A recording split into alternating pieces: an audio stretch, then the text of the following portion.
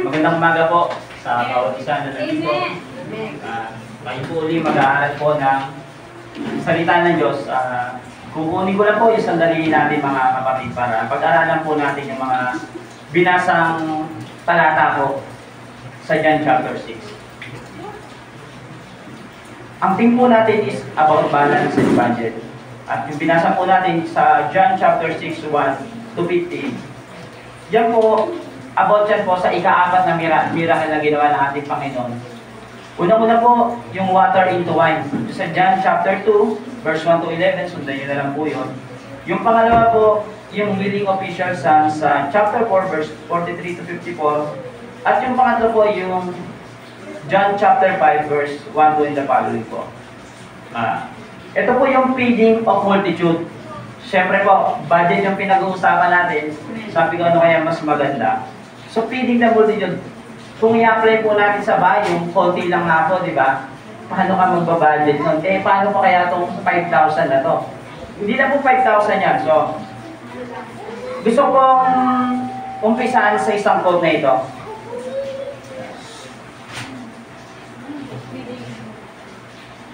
Yan po. Nakikita niyo po dyan? Ano po nakikita niyo? Ano sabi po dyan? The true measure of what we are is what we do in what we have. Tama po ba? Tama po. Hindi yan sa dami o sa konti. Kung ano ka. Kung paano mo ginagamit na makabuluhan kung ano yung binigay sa iyo ng Panginoon. In this story, we learn how Jesus turned inadequacy to abundancy. Yung kakulangan sa pagiging abundant, sa pagiging sagana. And how he faced the impossibility. Again, this is the fourth miracle Jesus did. First, let us study the verse 1.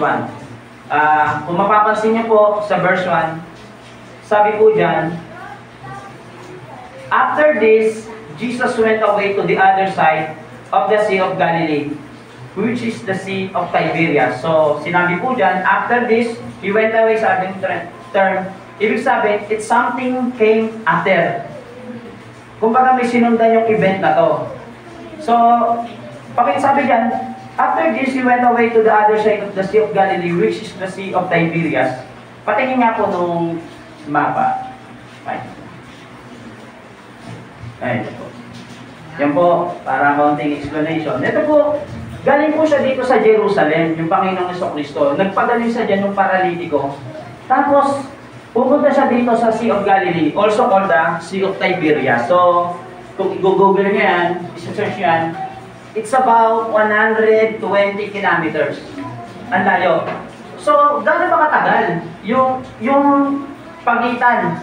Kasi, buksan po natin yung John chapter 5 para masundan po natin. Para makita natin yung background ng pangyayaring ito. Ito po, John chapter 5 verse 1 to 9, babasahin ko. After this, there was a feast. May feast din po of the Jews. And Jesus went up to Jerusalem. Now there is in Jerusalem, by the sheep gate, a pool in Aramaic called Bethesda, which has 5 roof colonnades. In this lay a multitude of invalids, blind, lame, and paralyzed. One was there who had been an invalid for 38 years. When Jesus saw him lying here there and knew that he had already been there a long time, he said to him, "Do you want to be healed?" The sick man answered him, "Sir, I have no one to put me into the pool when the water is stirred up. And while I am going to another step down before me," Jesus said to him, "Get up and take your bed and walk." And at once, the man was healed and he took up his bed and walked. So, ayan po yung karugtong ng John chapter 6 po na yan. Nagpagaling po siya dyan. So, may binanggit po dyan sa version ng John chapter 5, sabi, Feast of the Jews. Pero ang name hindi natin alam kung Feast of Tabernacle yan, kung anong feast yan. Pero sabi po dun sa pag-aaral, medyo 1 year ago yung nakalipas. Bago nangyari ulit yung John chapter 6 na yan. Kung Feast of Tabernacle siya, siguro mga 6 months po yung nakalipas. So, 120 kilometers. Kung mapansin niyo, lagi yung Panginoon tumatakbo eh. Di ba po? Sa verse 15 yan, sabi, umalis uli siya. So, nakita po natin yung mapa, 2 to 3 hours on travel time. Pero po yung bangka gamit nila dyan eh.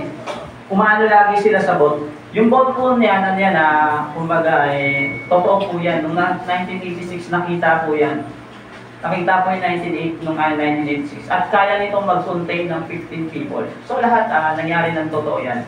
Kasi po, yung feeding the multitudes po na ito, maraming nagsasabi na this is a fraudulence or trickerism. Hindi rin totoo kasi papakainin mo yung 5,000, wala naman silang mga trabaho, di ba? Anong trabaho nila doon? Magmalakaya lang po ng tao. So, sana makita po natin, ma'am. Magpag-aaralan po natin dyan kung ano ba yung mga pangyayari, kung bakit. Number 1 po, the following of the crowd. Basahin po natin yung verse 2. Now there in Jerusalem, chapter 6, verse 2. And a large crowd was following him because they saw the sign that he was doing on the sea. Yung mga tao po dyan, sumusunod sa Panginoong Kristo, hindi dahil sa kaligtasan, hindi dahil sa sound doctrine, hindi sa religion po, hindi sa kanilang pananampalataya. Sumusunod sila sa Panginoong Kristo dahil sa pagpapagaling. Diba po? Dahil ang inaantay nila po dyan kasi yung signs talaga na sinabi ni Moises na may darating na katulad ko. So pag nakita nila yun, talagang susundan nila. Pero pansinin niyo po kung saan nowadays, why people following Jesus? Sa ngayon po, bakit yung mga tao nung pinagkakabalan, ba't nila sinusundan si Jesus? Gusto ng iba, alam ko, payayamanin ako ng Panginoon. Tama po? Alam ko, i-comfort niya ako kahit maliit yung problema ko. Pero ito kakaibang mga tao na to, sumusunod sila sa Panginoong Kristo dahil sa pagpapagaling ng Panginoon. Tayo po, katulad ng ganito, ang hirap na, kung ganito yung sitwasyon, di ba parang ang hirap na natin mag-church. Kaya naman po tayo kasi nandito, kaya tayo sumusunod sa Panginoong Kristo para sambahin siya. Hindi para kanina naman po. Hindi para gusto mong maramdaman na bilines ko talaga. Gusto ko, ma-entertain ako ngayon. Araw na to. Gusto ko ma-bless ako. Hindi nga Sabi nga, Lord service nga daw po ito. Lord service po ito. So, kahit mahirap, di ba nga po, pag sa trabaho, pag pupunta kayo, kahit mahirap, kahit bumabagyo, tuloy. So, dapat ganun din ang mindset ng isang Christian.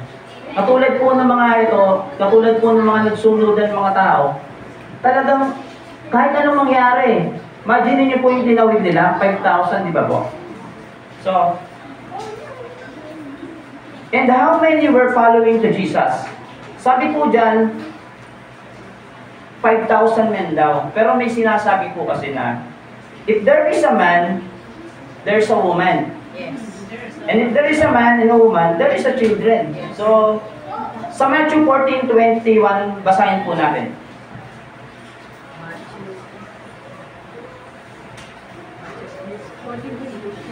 14:21 po.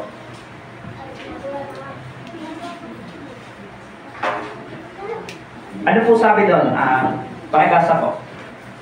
May 5,000 lalaki ang nakakain bukod pa sa mga babae at mga bata. Okay po. And those who were about 5,000 men besides women and children. So, roughly estimation po ang tansya po daw dyan 25,000. Hindi talaga 5,000. Diba 5,000 may nakalagay. So, may partner, may anak. So, yun talaga yung, kumbaga kung 25,000 talaga po yung pinakain nila dyan. So, 25,000 people ang pinakain ng Panginoong Kristo dyan. So, medyo kung susunod sa yung 25,000 people na yon, medyo mahirap kapatid. Paano mo papakainin yon? Number 2 po, yung the feast of the Passover na matututunan natin dyan. In Exodus chapter 12, verse 12, sa verse 4 po, basahin po muna natin sa dyan.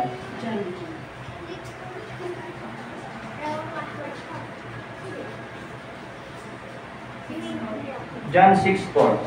Yan si Sport sabi. Noon ay malapit na ang Paskwa ng mga Hudyo. Now the Passover, the feast of the Jew was at hand. Yung una po natin is the following of the crowd. The crowd. So, ang pinupoint out natin yan yung pagpapakain po. Yung pangalawa po, yung the feast of the Jews, yung Passover. Ano po ba yung importansya ng Passover noong unang panahon? Gano'n po ba ka-importansya po yun na kailangan mong gawin o i-perform o hindi ka dapat ano? In Exodus chapter 12 verse 10, basahin po natin. Chapter 12, verse 10.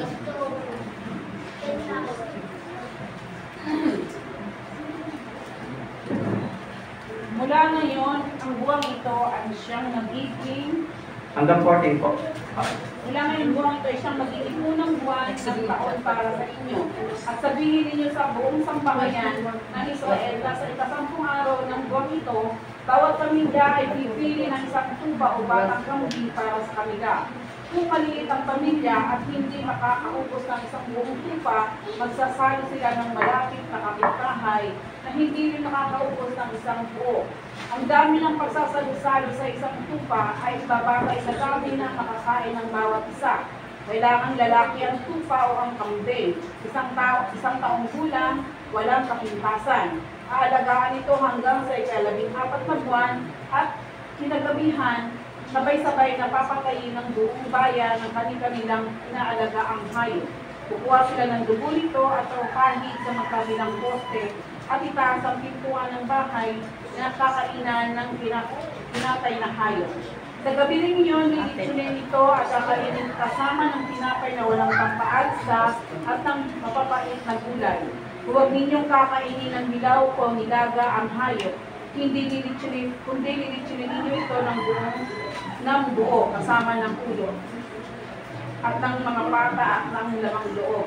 Huwag kayong magtitira para sa kinabukasan. Kung may matira, kailangan sunugin kinaumagahan. Kapag kakainin na ninyo ito, dapat nakabihis na kayo, nakasandalyas at may hawak na tungkod. Magmadali kayo sa pagkain ito. Ito ang Paskwa ni Yahweh. Sa gabing iyon, lilibutin ko ang buong Ehipto at papatayin ang lahat ng panganay na lalaki, maging tao man o hayop. At paparusahan ko ang lahat ng Diyos-Diyosa ng Ehipto. Ako ang si Yahweh, dugo ang magsisilbing palatandaan ng mga bahay na inyong tinitirhan. Lahat ng bahay na makita kong may bahid ng dugo, ay lalampasan ko at walang pinsalang mangyayari sa inyo habang pinaparusahan ko ang buong Ehipto. Last verse, ang araw na ito ipagdiriwang ninyo sa lahat ng inyong salintahi bilang pista ni Yahweh. Sa pamamagitan nito ay maaalala ninyo ang aking ginawa. So, yung Feast of Passover po, it is a holiday commemorating the Hebrews' liberation from slavery in Egypt po. Yan talaga yung Passover, yung nire-represent ng Passover. Yung angel of death yung gumagala po, tapos inutusan po nila na ilagay sa mga hambay yung dugo. So, one of important to be met ng Panginoon sa Kristo, yung Passover po na yun. Kaya siya nagpakain. Kasi, ang habol naman po sa kanya ng mga tao dyan, pagalingin sila. Pero, the peace was at hand. Mangyayari na So, kailangan niya talagang imitong Passover na to. Passover also called the Feast of Unleavened Bread. And also, pilgrims. Yung pilgrims po, ito yung mga tao, may mga pananampalataya, yung pinaniniwala nila, pumupunta sila sa isang sagrado, parang katulad po ng mga kapatid nating Muslim. Pumupunta po sila sa Mecca. Tayo naman po sa Israel. So, yun po yung time. So, Jesus' priority or work is healing, not feeding. Feeding is least, but Passover is an, so he obliged to feed them. So, unexpected po talaga niyo yun. Pero, in verse 2 po, mapapansin niyo po sa John chapter 6, Verse 3 po. Verse 3. Sige po. Jesus went up on the mountain and there he sat down with the disciple na the Passover, the feast of the Jews at then. Naupo siya ron, alam niya naman po mangyayari talaga ng Panginoon yun lahat. Kalkulado niya na po yun, walang himala doon. So, he is aware that the Passover is a commandment. So, una po, kailangan niya ma-met yung crowd. Kailangan niyang matugunan yung pagsunod. Nanghihingi sila ng pagpapagaling. Pangalawa po, yung feast dyan, yung Passover. Pangatlo po, yung the food to be prepared. In verse 5 po, ano sabi po doon? Lifting up his eyes and seeing that a large crowd was coming toward him, Jesus said to Philip, "Where are we to buy bread so that these people eat?" Hinto po tayo doon. Si Philip po, tinanong niya, kumbaga, sa colloquial o sa ba may bakery dito? Wala naman magbe-bake sa saan tayo bibig? Saan kaya may bakery dito, Philip? Kumbaga po, parang imposible talaga, no? Kung ikaw tanongin ng Panginoon sa Kristo, 25,000, tapos pabibili ka ng tinapay, saan ka tayo pwede bumili ng tinapay? Kaya ma-provide po yun, yung 25,000 po na yun, di ba po? Jesus not what at loss for solution. Hindi niya tinanong si Philip, kasi hindi niya alam yung gagawin. Di ba, umakit niya siya sa mountain. Parang sa buhay po natin, pag nakita natin yung large problem, minsan kailangan mo mag-relax kapatid. Hindi kaya ng talino mo yan minsan kasi lalo na pag sabay-sabay po, di ba po? Kailangan, okay, upo muna tayo. Tingnan mo, sino ba yung parating? Si Bombay po. Si Bombay po. Si ano po ba? Hindi po yan. Relax na po. Parang si Panginoon Kristo. Nakita niyo yung Darshon. Naupo siya. Okay, alam ko na gagawin dito. So Jesus was not at loss for a solution. Besides, He was the one to initiate to feed the people. In Matthew chapter 14, verse 16 to 19. Basahin po natin.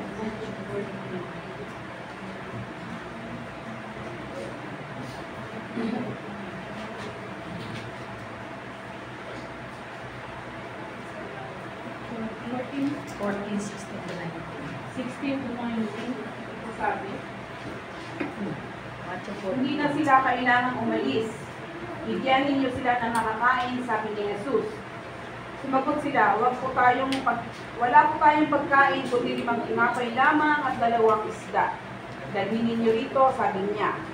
Pinapo niya sa damuhan mga tao, kinuha ang 5 tinapay at 2 isda. Tumingala siya sa langit at nagpasalamat sa Diyos. Pinaghati-hati niya ang mga tinapay at inutos sa mga alagad na ipamahagi yun sa mga tao. Nakakain at nabusog ang lahat, nakikunin ng mga alagad ng natirang pagkain, nakapuno pa sila ng 12 kain ng tinapay. May 5,000 lalaki ang nakakain, bukod pa sa mga bata, sa mga babae at mga bata. Amen. Amen. Praise God. Now when it was evening, the disciples came to him and said, "This is a desolate place, and the day is now over. Send the crowds away to go into the villages and buy for themselves." But Jesus said, "They need not go away. You give them something to eat." Iba po yung compassion ng Panginoong Jesucristo dyan sa mga tao. Sa mga disciple niya po, parang 5 tinapay lang to, tsaka 2 isda lang to Sabi nga po, Jesus wanted to educate His disciple to be responsible. Pag may ibinigay sa'yo, may sumusunod sa iyong responsibilidad, you have to meet this. Hindi mo pwedeng takbuhan. Di ba po? Katulad ng sinabi niya, kailangan may makain yan. Kasi sumusunod yun ayun naman po talaga He is the bread of life. Di ba po? Meron po rito po sabi, there are only 2 ways to live our life. As though nothing is miracle, everything is miracle. Parang sa Panginoong Jesucristo po. Pero huwag nyo naman ilalagay yung sarili nyo na iko-compromise rin yung sarili nyo na alam nyo, Lord, alam ko, pararamihin mo ka. Huwag naman po ganun kapatid. May tamang sitwasyon. 5 tinapay to, Lord, alam ko, may 5 tinapay ko, papakainin ko po ito kaso hindi naman talaga kasya. Di ba? There's something wrong. Di ba po? Miracle po, mahirap ipaliwanag siya Parang ganito po yan. May isang taong pilosopo at may tinanong daw yung pare.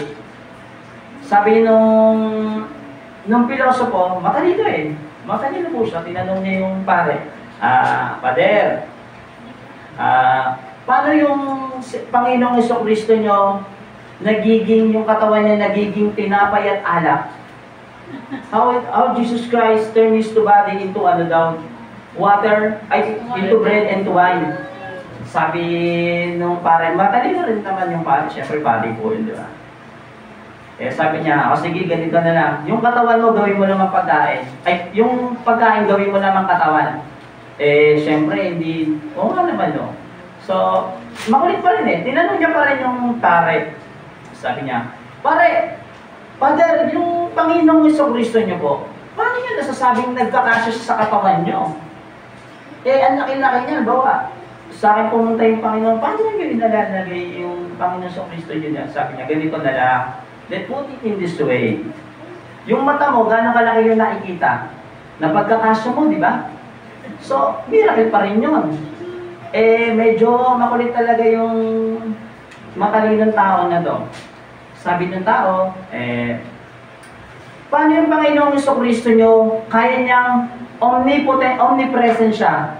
Kahit saan dako, nandun siya. Paano nangyari yung Father? Sumagot yung pare. Anong tingin yung sinagot ng pare? Ito yung sagot ng pare. Ganito na lang. Kumuha ka ng salamin doon. Okay. Tingnan mo yung sarili mo. Kumuha siya ng salamin, tinignan niya yung sarili niya. Ngayon, ibagsak mo dyan sa sahig. Bumagsak. Sabi niya, okay. Nakita mo ba lahat yung sarili mo? Isa ka lang, pero present ka doon sa mga nabasag. That's the miracle, Jesus Christ. Isa lang siya, pero kaya niya maging Spirit Ikaw nga, di ba? So, miracle minsan, hindi mo naiunawaan. O ayaw mo unawain. Kasi, in a certain way, gusto mo maghimala yung Diyos minsan sa pamamaraan na gusto mo. O sa gusto mong bagay. Hindi talaga yung sa pamamaraan ng Diyos. Tama po ba? Kaya maraming napanghihinaan, nag-church, kasi hindi talaga nila alam kung ano yung ginagawa ng Diyos sa buhay nila. Ang akala nila, basta mabless sila, pag hindi na-bless, alis. Okay, pag mayroong, hindi ganun kapatid hindi ganun. Responsible dapat tayo mga Kristiyano. Katulad yan, we were followed by the crowd din. Balang araw, may susunod din sa atin, at meron din tayo dapat i-met. Bawa yung mga anniversary po natin. The food to be prepared. Minsan po, bawa anniversary, di ba? Pag nag-meeting kami ito, paano tayo natin pagkaasa yung ano? Pero, nangyayari, sumusobra. Sumusobra. Himala po ba yun? May nagsasama. May nagsasarang pa po daw, wag naman po. Hindi, sobra. Number 1 po, the following of the crowd, the feast of the Passover, the food to be prepared. Number 4 po doon is, matututunan natin is the futility of disciple. What is futility? Ano po siya yung, para yung effort mo walang kwenta, walang resulta.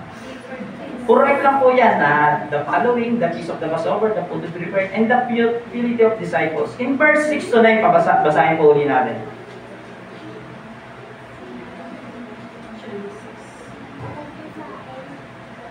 John chapter 6. Verse 6 to 9 po, ng John chapter 6 pa rin po. Sinabi niya yun, verse 6, sinabi niya yun upang subukin si Felipe. Sapagkat alam niya ang kanyang gagawin. Sumagot naman si Felipe, kahit na po halagang 200 sa lapis pilak na tinapay ay di sasapat para makakain sila ng tigkakaunti. Sinabi ni Andres na isa sa kanyang mga alagad at kapatid ni Simon Pedro, mayroon po ritong isang batang lalaki na may dalang 5 tinapay at 2 isda. Subalit sasapat kaya ang mga ito? Philip calculation was accurate, but somehow it was not helpful because he knows they had not enough money. Para bawa, magtatanong po si Pastor Benji, magkano po ba yung ano natin may 500 po dito. Tingin ko mga 500. Wala naman, sinabi mo na. Parang diniinan mo lang yung problema So that's why I call the purity of disciple. Matalino si Philip, kasi sabi niya mga 8 months salary. Chinek ko yan, parang 8 months salary, denari parang 10,000 denari o ganun po. 8 months salary of denari, sabi niya, ng ordinaryong manggagawa. So, okay naman, nakalculate niya naman, sabi ng Panginoon, okay. Kung papansinin niya po, sabi doon ng Panginoon sa verse 6, He said this to test him, for he himself knew what he would do. Tinesting lang po si Philip. Parang kayo lang din po yan, tinetesting lang kayo, di ba? Hindi po yan, na paano kaya gagawin ito. Minsan po kasi, alam natin yung sagot, pero hindi natin alam kung paano solusyonan talaga. Alam ko, 5,000 gagamitin niya. Alam ko lang. Di ba parang ganun po, di ba? So, somehow it was not helpful eh. Kung hanggang dito lang po yung nalalaman natin. Hindi talaga tayo ganun. Hindi naman po sinabing porkit ganun, material na bagay. Diba po? Maraming pamamaraan para makatulong. Bawa, tanong kita ng, magkano kaya, ganito. Ganun po eh. Kahit maliit lang po, katulad po nung 5 breads po na yung 5 barley loaves and 2 fishes, saka na po yun. Sabi ko nga po sa intro, the true measure of what we are is what we do in what we have. Yan ang tamang pamantayan o masusukat mong isang tao. Parang sa mga nanay po, yung mga nanay po, dalawa po kasi klase ng nanay. May nanay na pag binigyan mo ng 100 o 1,000, kaya pagkasya yan. Alam ko naman po kayo dito ay kaya niyong gawin yun. Meron naman 2,000, kaya niya magreklamo rin. Di ba po? Magician po yung mananay. Oo, totoo po yun. So, kasi hindi po makakatulong, lalo na po. Hindi naman po natin hinanay ang mga kananayan. Nasa perspective nyo na lang po yan. O paano nyo i-ano yung problema. Kasi hindi makakatulong, ano ba to, ito lang. Bumibigat. Di ba po? Hindi na susolusyonan. Wala. Ito lang yung budget natin eh. Di ba? Si Philip tsaka si Andrew sabi niya, Panginoon, eto lang, may ano lang tayo. Pero nagreklamo ba? At iba yung kumpiyansa ng Panginoong Kristo, di ba? So ganun tayo mga kapatid, baguhin po natin yung, alam niyo naman po yung mga Pilipino, yung mga sinauna, di ba? Kung ano yung binigay ng asawa nyo, pagkasya nyo. No more whining. Kasi mas pagpapalain kayo kung ganun po. Binigyan ka nga ng 5,000. Wala eh. Parang nawawala lahat. Nawawala ng value ang lahat pag hindi maganda relasyon na mag-asawa. Tama ko? Hindi sa malalaking bagay, nasa maliliit po ang kaligayahan ng isang tao. Katulad ng Panginoon sa Kristo. Philip's calculation was accurate but somehow it was not helpful because he knows they had not enough money. Alam niya namang walang pera yung Panginoon talaga eh. Tapos, sasabihin mo pang, Lord, kailangan natin ng 8 months salary para mapakain lahat yan. Kung baga, okay yung Panginoon sa... Naku! Kala ko pa naman, makakadagdag ka rin, kinalculate mo lang eh. Number 2 po doon, unlike Philip, si Andrew naman po, sa verse 9, sabi ni Andrew, there is a boy, may bata rito. Here who has 5 barley loaves and 2 fish. But, what are they for so many? Okay naman si Andrew. Kaso nga lang po mga kapatid, may doubt siya eh. Tayo ganun, di ba? Meron na nga tayo, doubt pa rin. Sobra tayo, di ba? Siya kaya to. Unlike Philip, Andrew was more optimist. But has a doubt to his solution. Alam mo na, ito na yung gagawin mo, ayaw mo kasi mo lang. Parang hindi yata pwede. Talagang alanganin tayo dito Huwag ka lang. Gusto ng Panginoon talaga yung trust and confidence lagi po yung sinasabi ko. Sa Panginoong Kristo dapat. Hindi pwede. Katabi mo rin Panginoon sa Kristo, nakita mo ng naglakad, kung ano na pinarform, nagpagaling na, yung tubig ginawang alak, hindi ka ba maniniwala ng kapatid? Di ba? Dahil na po sa buhay natin yun, hindi pa ba kayo maniniwala sa nangyari sa buhay nyo? Buhay pa tayo. Himala po yan, di ba?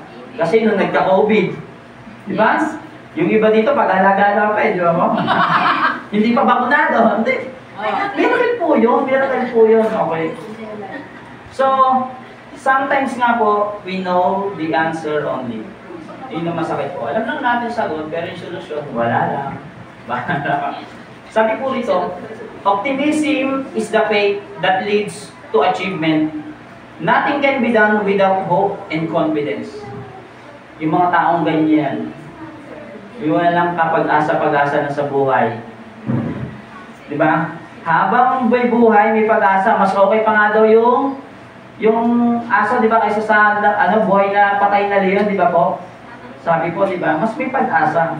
So, habang nabubuhay ka, manampalataya ka na yung mangyayari sa buhay mo, mangyayari. Pero huwag naman po i-compromise lagi na. Lord, ilagay mo sa lahat. Masisisi mo pa yung Diyos. Di ba po? So, the following of the crowd, the peace of the Passover, the food to be prepared, and the futility. Kumbaga sa mga walang Mga disciple niya na less effort or futile effort, walang naitulong sa Panginoon. Pinasakit pa eh. So, ito po yung panglima natin is the false idea about His kingship. In verse 15 po,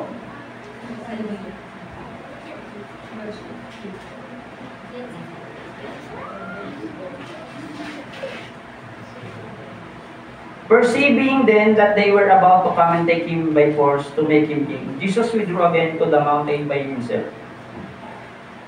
Alam niyo po, ang title po, ang inano ko dyan, the false idea about His kingship. That's the peak of the popularity ng ating Panginoong Jesucristo po. Peak ng popularity niyan. Imagine niyo po, 25,000. Kung gusto niyang i-take over yung Roman Empire, kaya niya po. Diba po? Kasi talagang sabi nila, ito na yun. People wanted someone to rule them who would feed them and guarantee their security. They had no comprehension of His spiritual mission or purpose. Read Deuteronomy 18:15. Sisihin po natin to.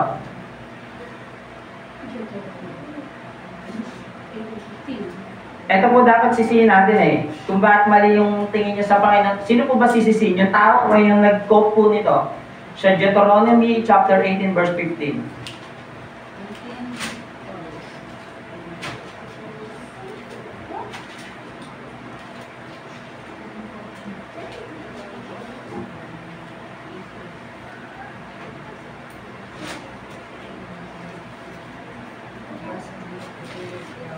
Ito po sabi, Deuteronomy chapter 18 verse 15. The Lord your God will raise up for you a prophet like me from among you, from your brothers. It is to him you shall listen. Si Moises po kasi talagang inaano niya ng Panginoon sa Kristo. At yung mga tao, sinusundan lang nila yung signs kung sino ba yung sinasabi ng Moises na next na prophet or next na king. In John chapter 7 verse 42, basahin din po natin.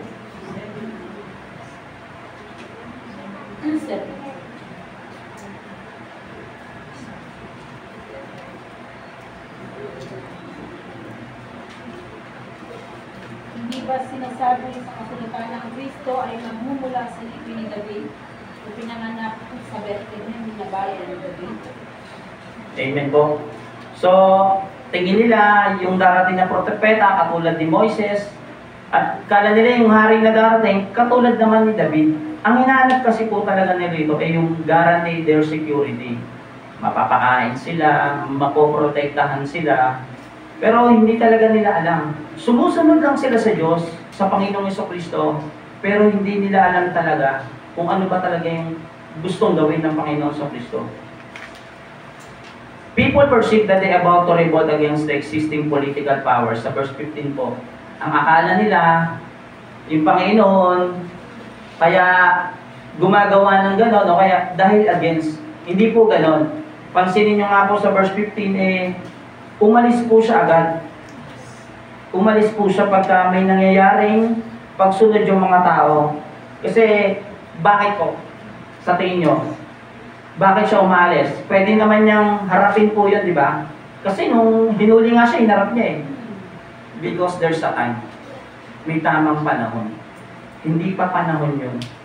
Hindi minamadali po. Sabi po doon, perceiving then that they were about to come and take him by force to make him king, Jesus withdrew again to the mountain by himself. Yung peak ng popularity niya, bigla siyang umalis. Eh tayo mga tao, mas gusto natin popular tayo. No? Yung Panginoon, baliktad talaga po siya. Kakaiba po siya. Talagang, yung peak popularity niya, kung talagang mag-e-edge sa revolution sa nung panahon na yun, kaya-kaya eh. May 25,000 man na naniwala sa'yo at sinisigaw na nila na ikaw ang hari. Ikaw yung propetang sinasabi ni Moises. Jesus was not as something bigger. He used what he has and he did what to do. Sabi po dito, sa sinabi ko po kanina, sa una natin is, the true measure of what we are is what we do in what we have. God blesses man, not his means. Ang pinagpapala ng Diyos, ang nagbimirako ng Diyos sa buhay ng tao, hindi sa kung ano meron ka. Kasi po, may mga mayayaman na namamatay kahit maraming pera ko. Hindi gumagawa ng pagpapagaling ang Diyos. Pero minsan yung pag-alagala nga dyan, di ba? Na taong hindi ganun kaano, pero buhay na buhay, ang lakas. Di ba po? That's miracle po. In verse 10 po, basahin natin doon. Sabi po sa verse 10 ng John chapter 6. 10. Chapter 6 ng John, verse 10. Ito po yung mga naging sagot ng Panginoon sa Kristo nung na-meet niya itong mga problem na to. In John chapter 6, verse 10, sabi niya po doon, Jesus said, "Have the people sit down," and there was much blood in place. So the men sat down, about 5,000 in numbers. So nakita niyo yung marami. Isang pamamaraan po ng Panginoong Jesucristo yun. Ba't niya pinupo? Kasi baka magkaroon po ng stampede eh. Di ba po? Kung hindi mo pa uupuin yun, tapos hindi mo didistribute na maayos, eh magkakagulo po. Talagang iba yung Panginoon. Sige, paupuin niyo muna yan. Abutan na lang kayo. So, sa ganun mga, simple lang. Tapos po, nung nagkaroon sila ng false idea about his kingship, anong ginawa niya po? Umalis po siya. Hindi siya nagpapapressure sa mga tao. Nung nagpakain siya, dahil sa kagustuhan niya lang, he has the heart for the people. Bakit siya nagpakain? Ba't niya pinagkaloob? May puso siya talaga sa tao. Katulad din po dapat magkaroon tayo ng puso sa bawat isa. Yun ang hinahanap ng Diyos po sa bawat isa, sabi. You have the heart dapat. Hindi tayo nabubuhay para sa sarili lang namin. Katulad ng Panginoong Kristo, maraming susunod sa ating responsibilidad, marami tayong harapin. Pero dapat pa rin uunahin lagi natin yung kapwa natin. Kasi nandun po yung pagpapala.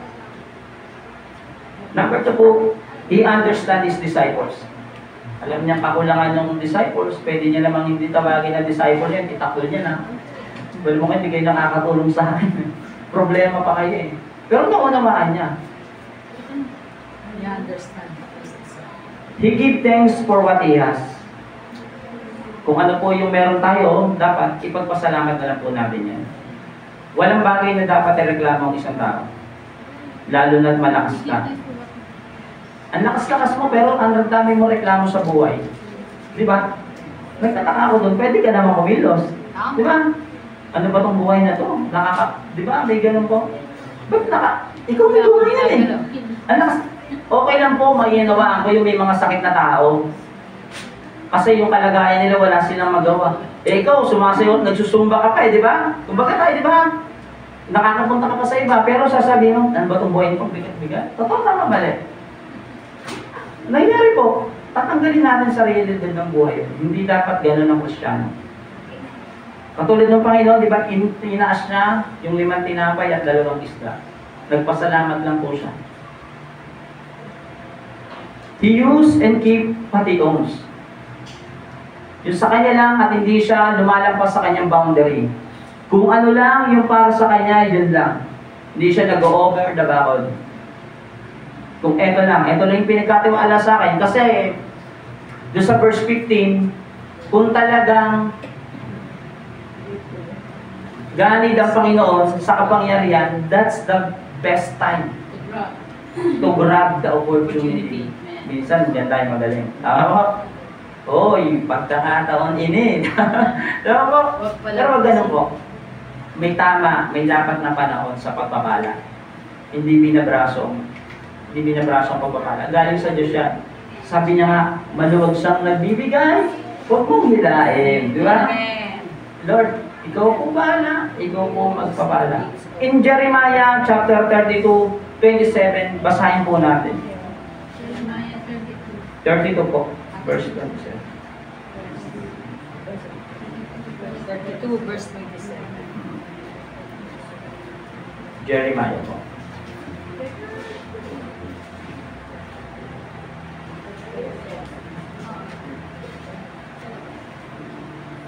Kasi Yahweh, ang Diyos ng lahat ng tao, walang bagay na mahirap para sa akin.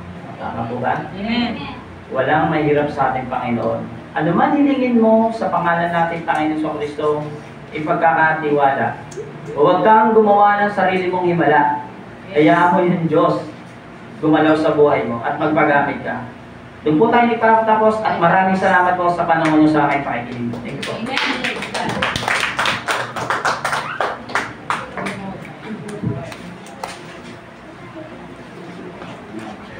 Salamat. Praise. Salamat po, Pastor Munting, sa mga salita ng Diyos na iyong pinahagi. Nawa ituloy po ito sa ating puso at isipan. Ngayon naman po, para po sa ating hymn of response, pangungunahan po tayo ni Sister Lorraine.